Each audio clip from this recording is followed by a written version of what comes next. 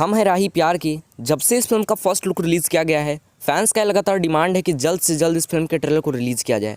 तो फाइनली इस फिल्म से जुड़ी बहुत बड़ी अपडेट लेकर आ गए हैं हम आप सभी के बीच, जो इस वीडियो में हम आप सभी को बताएंगे। इस फिल्म के स्टार कास्ट की बात करें तो इस फिल्म में पवन सिंह और हर्षिका पुनाचा हैं। पूरे 3 महीने लंदन में रहकर पवन सिंह ने इस फिल्म की शूटिंग की है और इस लॉकडाउन के बीच पावर स्टार पवन सिंह की यह पहली फिल्म है जिसे लॉकडाउन में रिलीज़ किया जा रहा है। अगर सूत्रों की माने तो इस फिल्म में पावर स्टार पवन सिंह को ज़बरदस्त किरदार में दर्शाया गया है।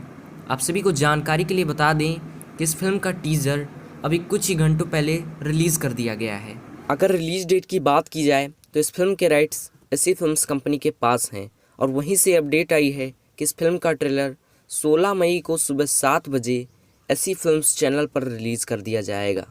तो कितनी बेसब्री से आप इस फिल्म के ट्रेलर का इंतज़ार कर रहे हैं, हमें कमेंट बॉक्स के ज़रिए बताइएगा। और ऐसी ही भोजपुरी की तमाम सारी खबरों से जुड़ने के लिए इस लाल रंग के बटन को दबा के चैनल को सब्सक्राइब कर लीजिएगा।